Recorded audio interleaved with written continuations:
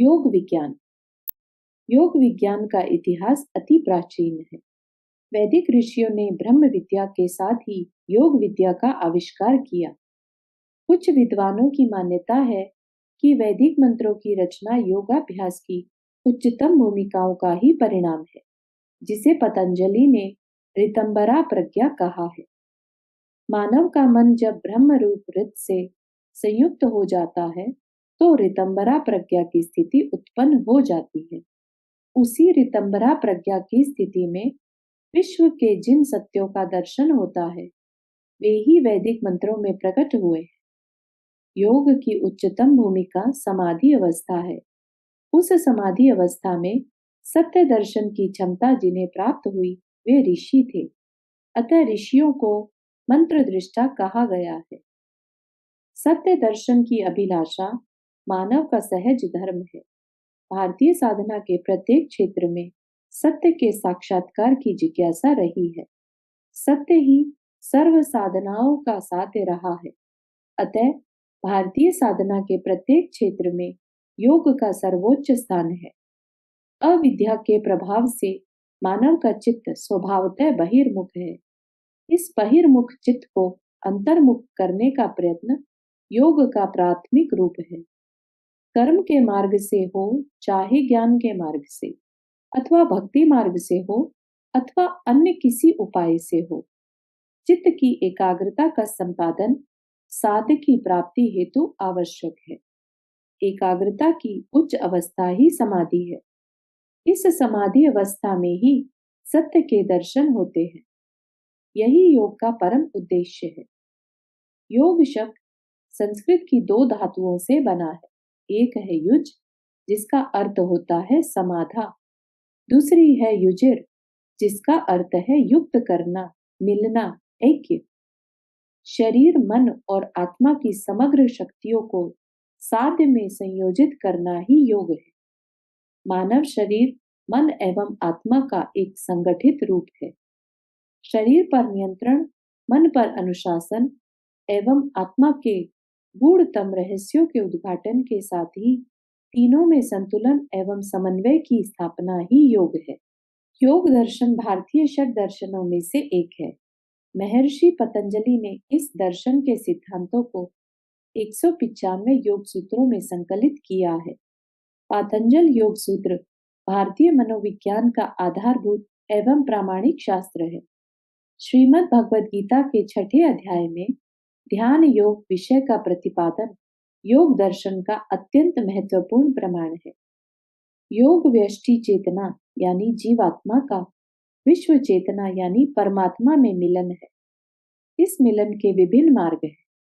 क्रियाशील व्यक्ति निष्काम कर्म अर्थात कर्म योग के मार्ग से परमात्मा के दर्शन करता है। भावनाशील व्यक्ति भक्ति योग के मार्ग से उसे प्राप्त करता है, जहां उसे अपने आराध्य देव के प्रति अनन्य प्रेम और भक्ति से अनुभूति प्राप्त होती है। बुद्धिमान मनुष्य ज्ञान योग का अनुसरण करता है, जहां ज्ञान से उस परम चेतना के अस्तित्व का बोध होकर उससे एकता प्राप्त करता है। ध्यानी पुरुष मन के संयम द्वारा उसका साक्षात्कार करता है। इंद्रियों का राजा मन है। जिसका अपने मन पर अधिकार है वह राजयोगी है। पतंजलि ने मन को वश में रखने के साधन बताए हैं और उसे अष्टांग योग कहा है। अष्टांग योग ही राजयोग है। हठ योग प्रदीपिका के रचयिता स्वात्मा राम ने इसी मार्ग को हठ योग कहा है, क्योंकि इसमें कठिन अनुशासन की आवश्यकता होती है। अष्टांग योग। पातंजल अष्टांग योग के 8 अंग निम्नलिखित हैं। यम, नियम, आसन, प्राणायाम, प्रत्याहार, धारणा, ध्यान, समाधि। यम नियम योग की आधारशिलाएं हैं। इनसे चित्त शुद्धि होती है। इनके पालन से साधन का विकारों और वासनाओं पर नियंत्रण स्थापित होता है। यम नियम का पालन केवल साधक के लिए ही नहीं अपितु सबके लिए आवश्यक है। इनके पालन के बिना समाज की व्यवस्था सुचारू रूप से चल ही नहीं सकती। पहला, यम अर्थात सार्वभौम नैतिक कर्तव्य। अहिंसा, सत्यास्तेय, ब्रह्मचर्या, अपरिग्रह, यमा। यानी अहिंसा, मन, वाणी और कर्म से किसी प्राणी को किसी प्रकार का कष्ट न देना। सत्य, मन में समझे गए के अनुसार ही दूसरों से कथन करना। अस्तेय, मन से भी किसी के धन आदि वस्तु को बिना उसकी अनुमति के ग्रहण करने की इच्छा न करना। ब्रह्मचर्य, समस्त इंद्रियों के निरोध के द्वारा पूर्ण मानसिक पवित्रता पूर्वक काम वासना पर संयम रखना। अपरिग्रह, आवश्यकता से अधिक वस्तुओं, धन आदि का संग्रह न करना। दूसरा, नियम अर्थात अनुशासन द्वारा चित्त की शुद्धि। शौच, संतोष, तपः, स्वाध्याय, ईश्वर प्रणिधानानि नियमः। शौच यानी आभ्यंतर तथा बाह्य शुद्धि। संतोष यानी प्रत्येक स्थिति में प्रसन्न रहते हुए सभी प्रकार की तृष्णा से मुक्त होना। तप यानी भूख प्यास, सर्दी गर्मी, सुख दुख, मान अपमान, हर्ष शोक आदि द्वंद्वों को सहन करने की शक्ति जगाना। स्वाध्याय यानी वेद, उपनिषद, योग दर्शन, गीता आदि आध्यात्मिक ग्रंथों का अध्ययन एवं प्रणव आदि मंत्रों का जाप करना।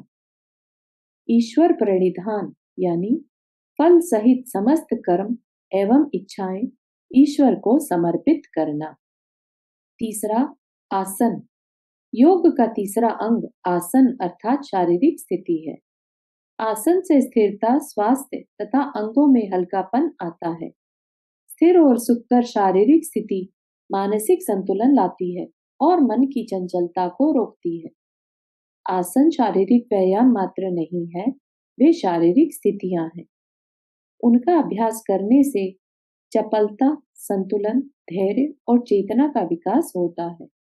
शरीर की प्रत्येक मांसपेशी, नाड़ी और ग्रंथि को प्रयोग में लाने एवं उनका व्यायाम करने के लिए आसनों का विकास हुआ है। योग आसन के अभ्यास से स्नायुओं, सूक्ष्म अवयवों एवं ग्रंथियों का मृदु मर्दन होता है, जिससे उनकी कार्य प्रणाली का सुधार होता है तथा नियंत्रित रखकर उन्हें सदैव स्वस्थ रखा जाता है। हठ योग में आसनों का मुख्य कार्य शरीर को स्वस्थ, निरोग और हल्का बनाना है। आसनों के अभ्यास से साधक शरीर पर विजय प्राप्त करता है और उसे साधना के योग्य बनाता है। चौथा, प्राणायाम। प्राण स्थूल व सूक्ष्म शक्ति है जो संपूर्ण ब्रह्मांड में व्याप्त है। यह प्राण शक्ति समस्त जीव तथा वनस्पति जगत में सक्रिय रूप से विद्यमान है। मानव शरीर में इस प्राण शक्ति का दक्षता पूर्वक संचालन करना प्राणायाम का लक्ष्य है। प्राण का तात्पर्य श्वास प्रश्वास या उसकी प्रक्रिया से लिया जाता है जो उचित नहीं है। प्राण तो विद्युत तत्व है जो श्वास प्रश्वास को भी चलाता है। यह वह ऊर्जा है जो शरीर को जीवंत रखती है। ब्रह्मांड में जो भी गतिशील, विकासशील और सक्रिय है, उसके अस्तित्व का रहस्य प्राण ही है। आयाम का अर्थ लंबाई, विस्तार, कसाव या प्रतिरोध है। प्राणायाम शब्द का अर्थ श्वास के माध्यम से प्राण तत्व का विस्तारण एवं नियंत्रण है। प्राणायाम क्रिया में श्वास को फुफ्फुस से में भरना पूरक, रिक्त करना रेचक एवं रोकना कुंभक कहलाता है। प्राणायाम के अभ्यास से मन का नियंत्रण सरलता से हो जाता है, क्योंकि प्राण और मन का घनिष्ठ संबंध है। कहा गया है कि जिस प्रकार अग्नि द्वारा धातुओं का मल नष्ट होता है, उसी प्रकार प्राणायाम द्वारा इंद्रियों के मल अर्थात वासनाओं को क्षीण करके चित्त को शुद्ध किया जाता है। प्राणायाम द्वारा चक्रों पर चित्त को केंद्रित करके कुंडलिनी शक्ति का जागरण किया जाता है। प्राणायाम से ब्रह्मचर्य की धारणा दृढ़ होती है। पांचवा, प्रत्याहार। यम, नियम एवं आसन का अभ्यास दृढ़ हो जाने के पश्चात साधक प्राणायाम के अभ्यास के योग्य होता है। प्राणायाम के अभ्यास से चित्त की चंचलता नष्ट हो जाती है, उसका व्यापार बंद हो जाता है। फलतः इंद्रियां भी फिर विषयों में प्रवृत्त नहीं होती। इंद्रियों का अपने अपने विषयों में प्रवृत्त न होकर चित्त में लीन होना प्रत्याहार है। प्रत्याहार शब्द का अर्थ ही पीछे जाना या वापस होना है। इंद्रियों का विषयों की ओर न जाकर बुद्धि तत्व की ओर अंतर्मुखी होना ही प्रत्याहार की अवस्था मानी जाती है। प्रत्याहार सिद्ध होने पर साधक पूर्ण रूप से जितेंद्रिय हो जाता है। यम, नियम, आसन, प्राणायाम और प्रत्याहार योग के ये 5 बहिरंग साधन हैं, जिनका अभ्यास हो जाने पर साधक धारणा, ध्यान, समाधि के अभ्यास के योग्य हो जाता है। छठा, धारणा। जब शरीर को आसनों द्वारा साधा गया है, जब मन प्राणायाम की अग्नि से सुसंस्कृत और पवित्र किया गया है और जब इंद्रियां प्रत्याहार द्वारा वश में की गई हैं, तब साधक धारणा नामक योग की छठी अवस्था को प्राप्त करता है। महाभारत में वर्णित अर्जुन के एक उदाहरण द्वारा धारणा का तात्पर्य स्पष्ट होता है। गुरु द्रोण ने राजकुमारों की प्रवीणता की परीक्षा लेने हेतु धनुर्विद्या प्रतियोगिता का आयोजन किया। वृक्ष पर बैठे पक्षी की आंख का लक्ष्य भेदन करना था। एक एक करके राजकुमार बुलाए गए और उन्हें लक्ष्य भेद करते समय क्या दिखाई दे रहा है उसका भी वर्णन करने के लिए कहा गया। अर्जुन के अतिरिक्त सभी राजकुमारों ने पक्षी, वृक्ष, घोंसला आदि दिखाई दे रहा है इसका वर्णन किया। केवल अर्जुन ने कहा, गुरुजी, मुझे केवल पक्षी की आंख दिखाई दे रही है। यह अवस्था ही धारणा की अवस्था है। जब मन की ऐसी अवस्था उत्पन्न हो जाए कि लक्ष्य के अतिरिक्त अन्य विषय साधक के मन में न रहे, तब वह धारणा की अवस्था को प्राप्त होता है। सातवां, ध्यान। ध्यान के विषय में चित्त का व्यवधान रहित निरंतर प्रवाहित होते रहना ध्यान है। ध्यानावस्था में चित्त ध्येय वस्तु में पूर्ण रूपेण एकाग्र हो जाता है। उसमें दूसरी वृत्ति का बिल्कुल उदय नहीं होता। धारणा में बीच बीच में दूसरी वृत्तियां उठ जाया करती हैं, किंतु ध्यान में एक ही वृत्ति धारा रूप से निरंतर प्रवाहित होती रहती है। धारणा की परिपक्वता ही ध्यान है। ध्यान की आदर्श अवस्था प्राप्त कर साधक योग की अंतिम अवस्था समाधि में प्रवेश करता है। आठवां, समाधि। ध्यान की पराकाष्ठा समाधि है। ध्यान का अभ्यास करते करते जब ध्यान करने वाला ध्यान की शक्ति तथा ध्येय एवं इन तीनों की स्वतंत्र सत्ता समाप्त सी हो जाए, तब वही समाधि अवस्था कहलाती है। समाधि की अवस्था में प्रज्ञा उत्पन्न होती है, जिसे समाधि जन्य बुद्धि कहा जाता है। समाधि की कई अवस्थाएं हैं, जिनका विशद विवेचन पातंजल योग सूत्रों में किया गया है। नाड़ी मंडल, चक्र एवं कुंडलिनी शक्ति। योगाभ्यास के लिए शरीर का ज्ञान अति आवश्यक है। इसी कारण योग विषयक सभी ग्रंथों में शरीर विज्ञान का विवेचन प्राप्त होता है। योग उपनिषदों में नाड़ी मंडल यानी नर्वस सिस्टम के विषय में बहुत सुंदर विवेचन किया गया है। सुषुम्ना की स्थिति तथा उससे समस्त नाड़ियों का संबंध शास्त्रों में लगभग आधुनिक शरीर विज्ञान के समान ही प्राप्त होता है। अनेक स्थल ऐसे हैं जिनसे यह प्रतीत होता है कि शरीर विज्ञान का ज्ञान प्राचीन काल में आज के ज्ञान से कहीं अधिक था। आयुर्वेद के ग्रंथों सुश्रुत शरीर स्थानम एवं चरक शरीर स्थानम में भी शरीर विज्ञान का विशद विवेचन मिलता है। उपनिषदों में शरीर को अन्नमय कोश कहा गया है।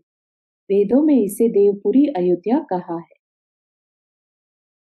अष्टचक्रा नव द्वारा देवानाम पुरी अयोध्या तस्याम हिरण्यमया कोशः स्वर्गो ज्योतिषावृतः। इस शरीर के भीतर सूक्ष्म रूप से समस्त ब्रह्मांड विद्यमान है। तंत्र शास्त्र में नाड़ियों, चक्र आदि शक्ति केंद्रों का वर्णन अधिक उपलब्ध है। नाड़ी मंडल एवं चक्र। शिव संहिता में 3.5 लाख नाड़ियों का उल्लेख मिलता है। त्रिशिकी ब्राह्मणोपनिषद में तथा अन्य योग उपनिषदों में 72,000 नाड़ियों का विवेचन मिलता है। नाड़ियों की संख्या में यह अंतर नाड़ियों के उप विभाजन के कारण हो सकता है। स्थूल शरीर में इन नाड़ियों का जाल सा बिछा है। शरीर का कोई भी अंग छोटा या बड़ा नाड़ियों से रिक्त नहीं है। नाड़ियों के द्वारा ही शरीर की समस्त क्रियाएं संपन्न होती हैं।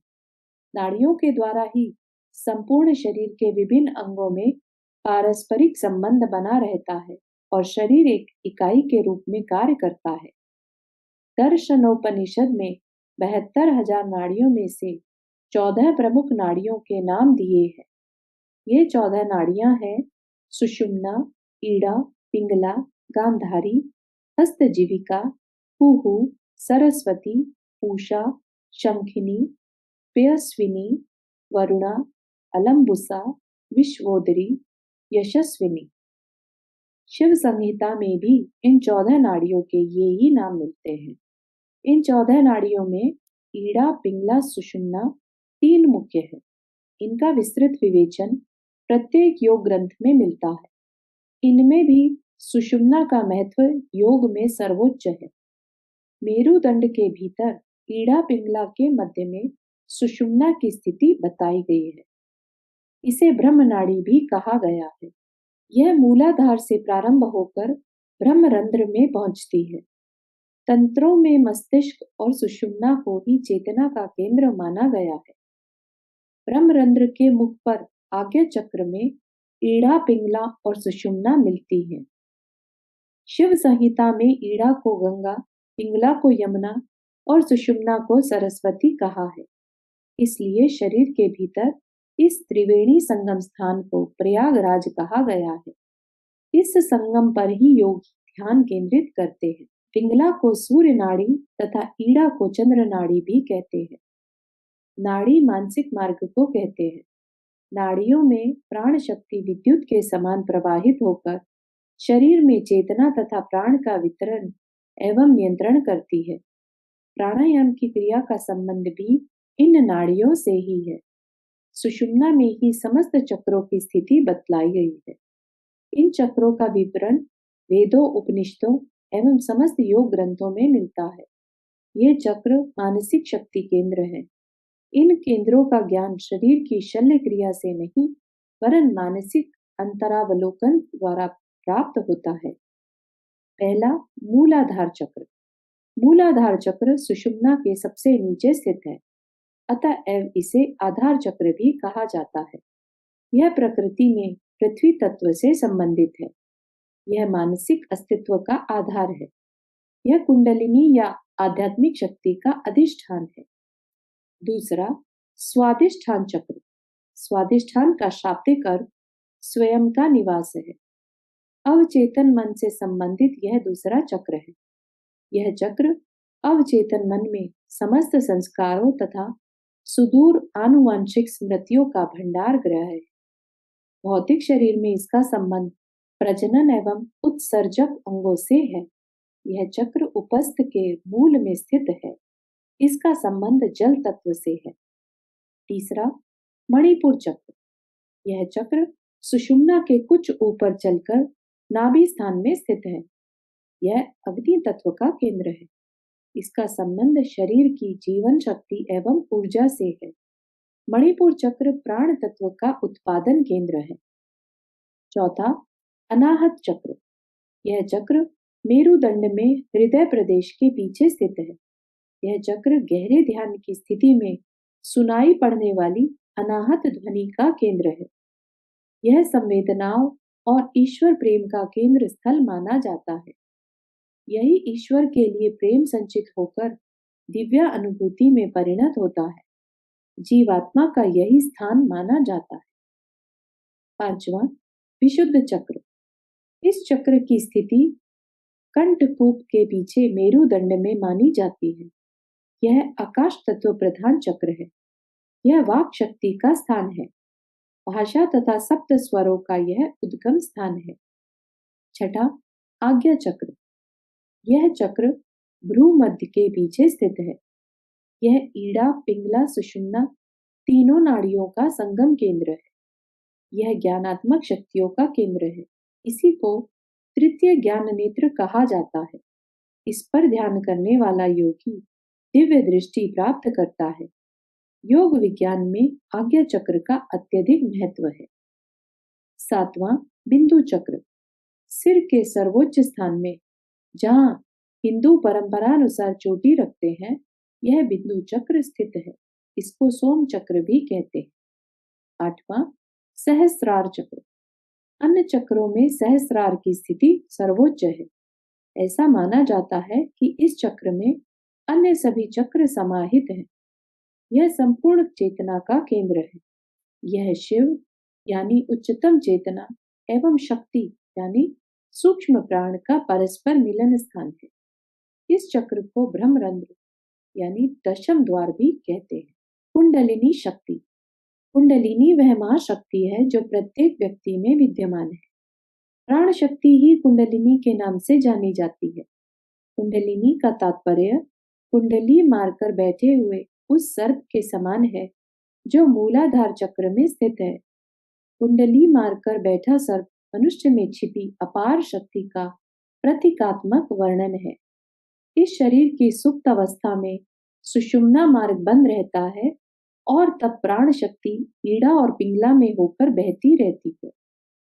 कुंडलिनी शक्ति के जागरण में यह सर्प रूपी शक्ति अपनी कुंडली खोलकर एक एक करके प्रत्येक चक्र को भेदते हुए ऊपर चढ़ती है। यह आरोहण सुषुम्ना नाड़ी में होता है तथा परम चेतना के अधिष्ठान सहस्रार चक्र में जाकर समाप्त हो जाता है। सभी चक्र विद्युत के स्विच के समान है जो प्रत्यक्ष रूप से सहस्रार से संबंधित है। जब ये सक्रिय होते हैं तो चेतना क्रम से जागृत होने लगती है। इस प्रक्रिया की पूर्णता ही समाधि है। समाधि को तंत्र शास्त्रों में दो विरोधी तत्वों का मिलन कहा है। इसी को शिव और शक्ति, परमात्मा और आत्मा, पुरुष और प्रकृति, विश्व चेतना और व्यष्टि चेतना का मिलन कहते हैं। यही योग है। कुंडलिनी शक्ति शरीर के शुद्ध और सूक्ष्म होने पर सात्विक विचार, शुद्ध अंतःकरण, ईश्वर की सच्ची भक्ति और परिपक्व वैराग्य की अवस्था में एकाग्रता अर्थात निश्चल ध्यान से जागृत होती है। श्री अरविंद ने भी कुंडलिनी शक्ति के जागरण की चर्चा योग समन्वय के राजयोग प्रकरण में की है। उन्होंने कहा है, हमारी सत्ता की वास्तविक शक्ति हमारे प्राण संस्थान की गहराइयों में प्रसुप्त और निश्चेतन पड़ी हुई है और प्राणायाम के माध्यम से वह जाग उठती है। मातृका शक्ति, मातृका का अर्थ वर्णमाला है। संस्कृत वर्णमाला के 50 वर्णों का सीधा संबंध हमारे शरीरस्थ शक्ति केंद्रों एवं चक्रों से है। वर्णों को अक्षर भी कहते हैं। अक्षर का अर्थ है जो नष्ट ना हो। अक्षर ध्वनि विशेष है। यह विज्ञान सिद्ध है कि ध्वनि कभी नष्ट नहीं होती। इस सिद्धांत का ज्ञान भारतीय ऋषियों को था, अतः वर्ण को उन्होंने अक्षर संज्ञा प्रदत्त की। ध्वनि की उत्पत्ति कंपन से होती है। इस कंपन की गुरुता 1 से 10 डेसिबल तक होती है। शरीर का प्रभाव शरीर के संगठन में भौतिक परिवर्तन लाता है। ध्वनि एक ऊर्जा है। इसको तीव्रता की उस सीमा तक एकाग्र किया जा सकता है कि वस्तुएं बिखर कर नष्ट होती देखी गई हैं। ध्वनि में सुर, स्वर, तीव्रता तथा कुछ विशेष सूक्ष्म गुण होते हैं। ऋषियों ने इन तथ्यों को अनुभव किया और उसी आधार पर संस्कृत वर्णों की रचना की। वर्णमाला का प्रत्येक अक्षर एक ध्वनि विशेष शक्ति है। इनका संबंध सुषुम्नागत चक्रों से है। विशुद्ध चक्र में 16 स्वर, अनाहत में क से ठ तक 12 अक्षर, मणिपुर में ड से फ तक 10 अक्षर, स्वादिष्ठान में ब से ल तक 6 अक्षर, मूलाधार में व श श स 4 अक्षर और आज्ञा चक्र में क्ष तथा ह 2 अक्षर माने जाते हैं। इन वर्णों से संबंधित शक्तियां इन चक्रों में स्थित हैं। वर्णों के शुद्ध उच्चारण से इन चक्रों की शक्तियां जागृत होती। मंत्रों की रचना भी इसी सिद्धांत पर आधारित है और मंत्रों के जप से शक्ति जागरण का भी यही रहस्य है।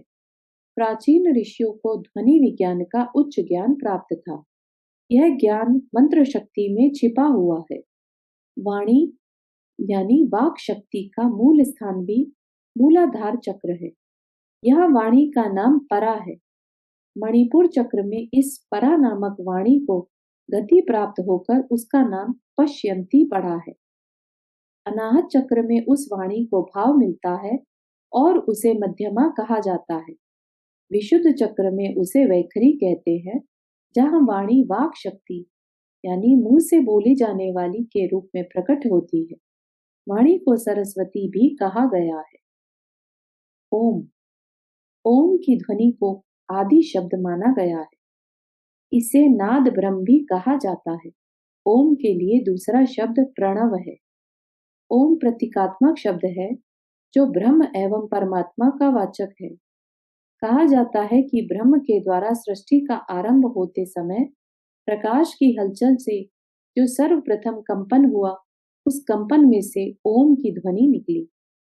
परमाणुओं की हलचल से उत्पन्न कंपन में यह ध्वनि होती रहती है। ओम शब्द अ, उ, म 3 अक्षरों से बना है। लिखते समय मात्रा के रूप में अर्धचंद्र और एक बिंदु लगाया जाता है। ओम की ध्वनि का नाड़ी केंद्रों पर एवं प्राण की तरंगों पर चमत्कारिक प्रभाव होता है। मस्तिष्क में अल्फा, बीटा और गामा तरंगे ओम की ध्वनि से सक्रिय एवं संतुलित होती।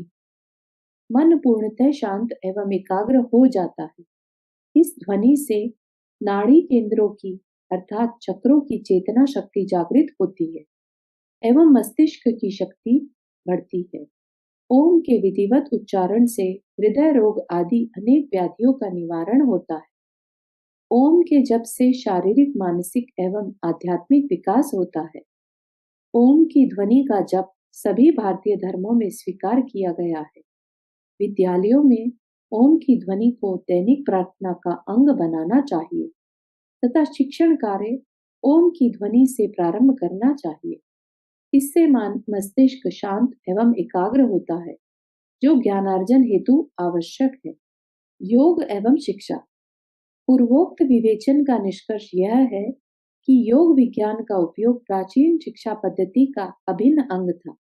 वर्तमान शिक्षा प्रणाली में इस अमूल्य विज्ञान का उपयोग किस प्रकार हो सकता है, यह विषय शिक्षा शास्त्रियों के लिए विचारणीय है। योग विज्ञान भारतीय मनोविज्ञान का व्यवहारिक रूप है। इसको शिक्षा का आधार बनाना परम आवश्यक है। तब ही हमारी शिक्षा सही अर्थों में फलदायक होगी। परमेश्वर द्वारा प्रदत्त हमारे इस भौतिक शरीर में अपार शक्तियां विद्यमान हैं, परंतु वे शक्तियां सुप्त पड़ी हुई हैं। आधुनिक मनोविज्ञान का कथन है कि मनुष्य के मस्तिष्क का केवल 10वां भाग ही उपयोग में आता है, शेष भाग सुप्त है। यह सुप्त भाग योग के अभ्यास द्वारा ही जागृत किया जा सकता है। योगाभ्यास द्वारा मानसिक शक्तियों का विकास होता है, यह विज्ञान सिद्ध है। लेखक स्वयं आगरा के डॉक्टर सुभाष जैन से परिचित है, जो मानसिक विकास की दृष्टि से सामान्य स्तर के थे, किंतु एक योगी के निर्देशन में उन्होंने प्राणायाम एवं योग निद्रा का 3 मास तक अभ्यास किया। उसके फलस्वरूप उनकी स्मरण शक्ति इतनी जागृत हो गई है कि वह जो एक बार सुनते हैं अथवा पढ़ते हैं, वह उनकी चेतन स्मृति का स्थायी अंग बन जाता है। आज हम असाधारण अशांति के काल में हैं। प्रायः प्रत्येक व्यक्ति वर्तमान जीवन के प्रति असंतुष्ट है और परिस्थितियों के साथ स्वयं को समायोजित कर पाने में अक्षम दिखाई देता है। आज का व्यक्ति प्रत्येक क्षण टूटने के चरम बिंदु पर है। इस परिस्थिति में उसमें पाशविक आक्रोश का विस्फोट होना स्वाभाविक है। हमारा युवा एवं छात्र वर्ग इससे सर्वाधिक ग्रस्त है।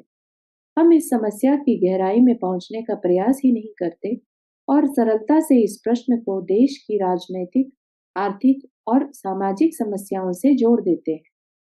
कुछ हमारी शिक्षा पद्धति को दोष देते हैं शिक्षा में सुधार के प्रयास भी हुए, परंतु समस्या का समाधान बाह्य परिवेश में परिवर्तन लाने में खोजते हैं। परिणामतः सभी प्रयास विफल हुए हैं। वास्तव में आज की यह समस्या मनोशारीरिक के अतिरिक्त कुछ नहीं है।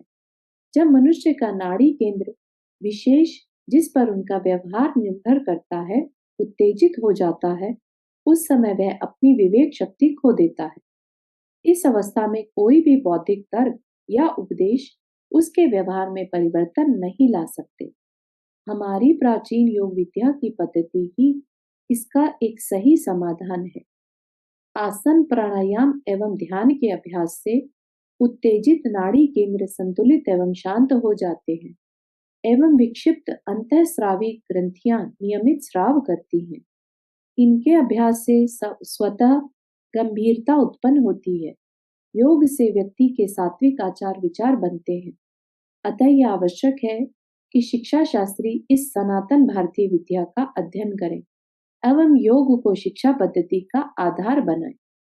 शिक्षा ज्ञान की साधना है। ज्ञान आत्मा का प्रकाश है। मनुष्य को ज्ञान बाहर से प्राप्त नहीं होता, वरन आत्मा के अनावरण से ही ज्ञान का प्रकटीकरण होता है। वास्तव में मनुष्य की इस अंतर्निहित ज्ञान शक्ति को अभिव्यक्त करना ही शिक्षा है।